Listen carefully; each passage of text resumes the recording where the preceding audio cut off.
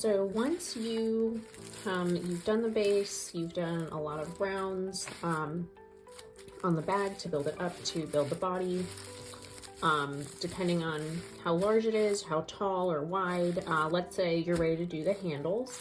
I just have to finish this row, and then once I get to this side of the bag, then I'm going to start the handles, which will go up like this. Let me get you my other example to show you. So once I decided it was tall enough, I went in, I think about 6 stitches here. Again, this is completely up to you, the look you're going for or whatever. I'm actually gonna make the handles on that other bag that I'm currently working on only 2 stitches wide. I did 3 here because I used a larger crochet hook, and this bag is larger, but I feel like a 2 with stitch handle for that bag will just look a little bit better. But again, totally personal preference. I did make these rather long, but you can see, so I did the regular stitch, and then pretty much just, in theory, I'll show you in a second, I stopped here, and then I just started going back and forth on 3 stitches. But you do have to be careful when you are crocheting it, because hopefully you can see how it kind of curves around. You want to make sure that you don't twist it, and when you attach it, that it's crooked. So let's say that you had just started the base and then you wanted to build the walls up. You would just simply be going around in a circle, essentially. So I got my plarn or plastic yarn here, doing a single, or I forget if this would be a double or single crochet stitch. So see, I'm going in the 1 stitch that's there, pulling the yarn through, keeping this one back here, taking my finger and pulling this through both of those. And just the nature of working with plastic, it can get a little sticky, or where the knots are when we connect the yarn. You might have to play with it a little bit, but there we go. And you can see I'm using a size 9 crochet hook here. So just gonna go in. Sorry, this is, I can do this very quickly because it's just kind of second nature for me. So I have to remind myself to slow down. So we got the stitch here. I want to go in, keep this one back here. We're not touching it. Put the yarn or plarn over there, pull it through, and then we want to pull the yarn through both of those stitches. And you can see it makes that little knot that holds it together and gives us this pattern. And even if you were doing this with just regular yarn, it would be the exact same process. If you were going around the perimeter of the bag. So ultimately, I want to finish this row and get over to this other side to start the handles.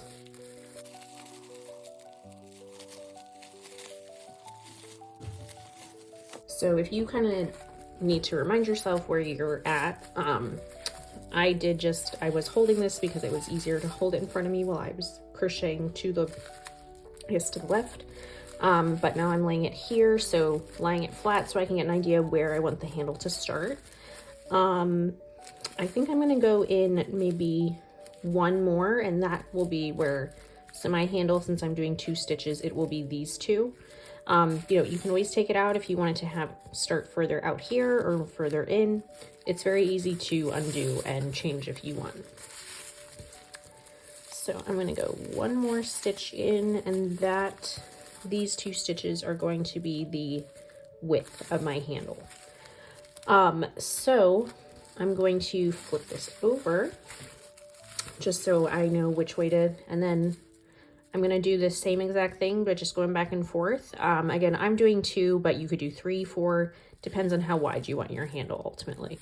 So I'm going to pull my plarn or yarn and then just go back through, again, the normal double crochet stitch or whatever the name is for the stitch that we're using.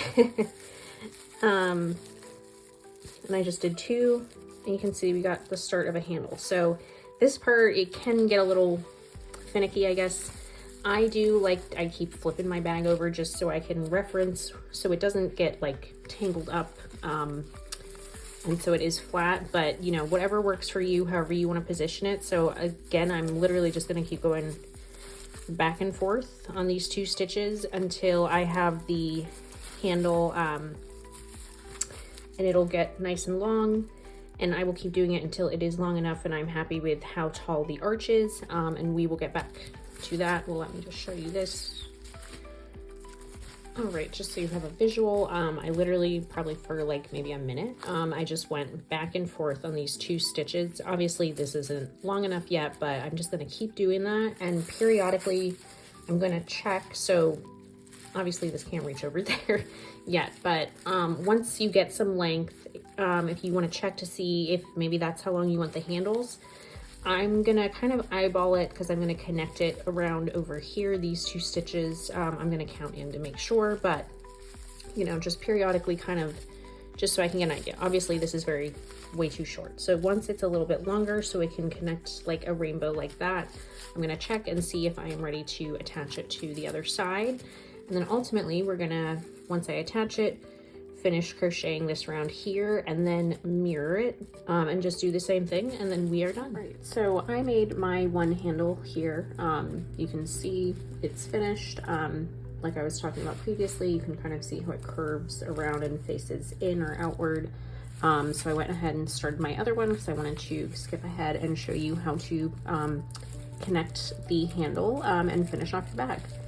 So you can see here, as I was crocheting this, I kept measuring, just trying to match this up with where this one went and seeing how long it was. So it looks like I need about 1 more row. So I'm just gonna go ahead and add that.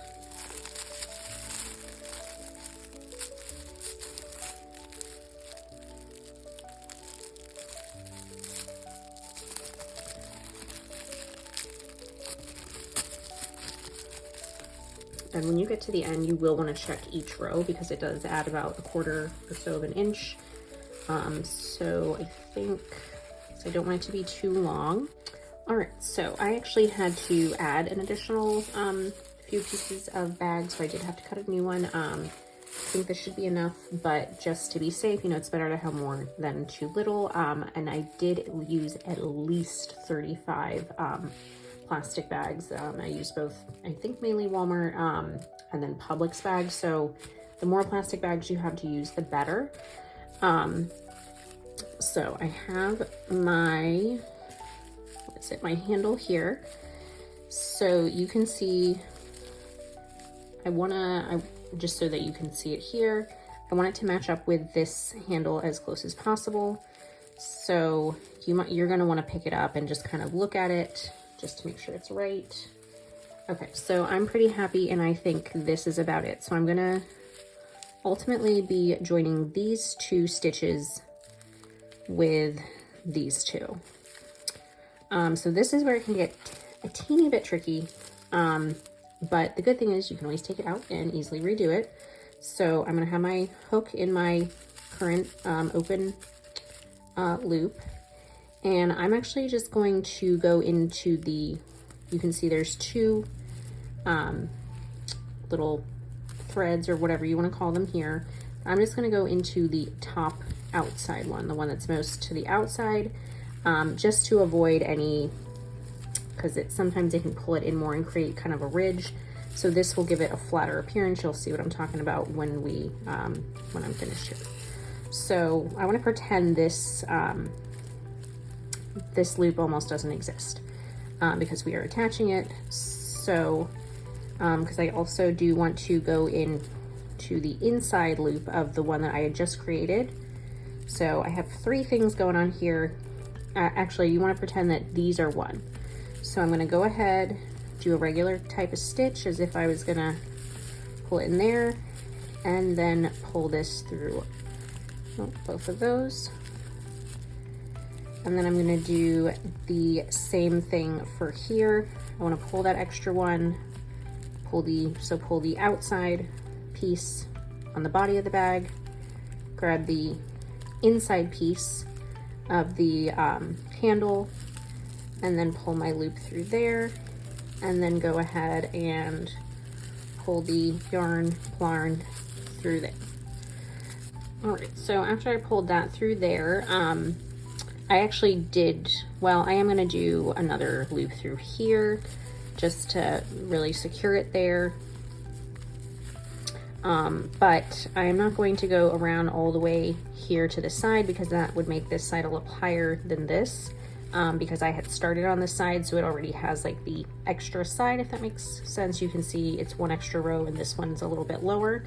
So I'm actually going to tie it off here, and then I'm going to cut the tail a little shorter and then weave it on the inside to hide it.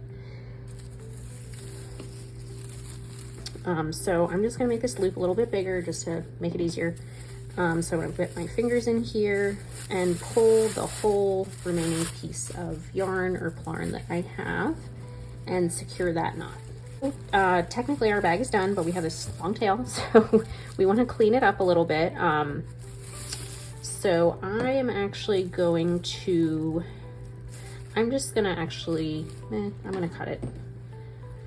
You could just, since it's pulled so tight, it's gonna be a little hard for me to undo it. So I'm actually gonna cut this third one off just to make it not so long.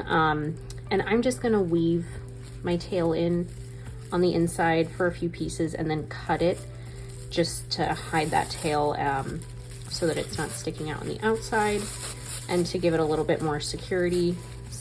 Even though we did tie the knot, you know, just to tidy it up and make it look as cleaned up as possible. So really this is just where you're going to get into guesswork. You can, I mean, you could even weave it along the sides here. Actually, I might do that. I was going to try to just grab some loops here, but since they're so tight, actually I'm just going to weave it in and out along here. You can also do it on the handle. Really depends on what you want to do or playing around with it. And really just experimenting, seeing what works best for you and what you think works best at the end of the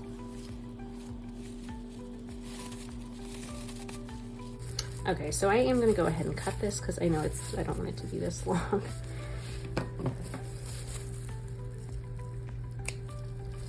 So I just cut it at the end, so I just have one loop. And then I think I am gonna try to just kind of go down on the inside of the bag just to hide that tail a little bit more. The longer you weave it in and out, the less likely it is to pop back up or come undone or anything. So ultimately, the more you can weave it in and out, the more hidden and secure it will be at the end of the day. But really, as long as you have that knot done, it is secure and it will not come undone.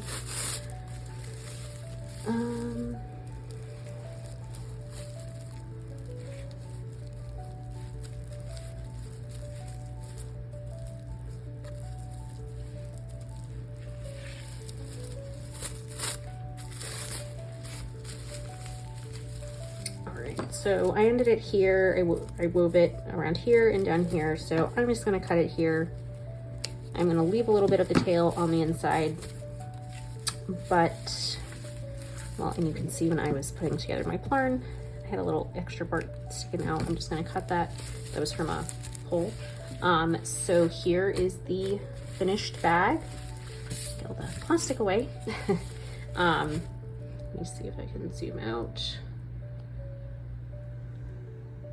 So here you have a better view. I did do this color choice on purpose. One of my friends gave me a lot of Walmart bags, so I used a few Target, or sorry, not Target, what are these? Publix bags to do the base, and then just the beginning of the bottom, and then I used the rest of my Walmart bags. So, you know, you can do a different color choice. Obviously with my original example, I just used whatever color came up and just did it random, but you know, it's completely up to you. Your design choice, up to you. If you do decide to do more of like a particular color pattern, you are gonna have to obviously be particular of how you, what bags you collect and use and whatnot. So it might be slightly harder to resource materials, but you know, there's lots of stores, lots of different color bags that you can use. So yeah, here is the finished product. Nice tote bag. I was thinking you could use it at the beach, or obviously for groceries if you don't want to, some places make you buy plastic bags or whatnot, so you don't have to do that. You got this now. or you can use it as a purse, whatever you want to use your reusable, reusable plastic tote bag. So this is the finished product with a size 9 crochet hook. So hope you guys like this. Can't wait to see yours, and I will see you for the next one.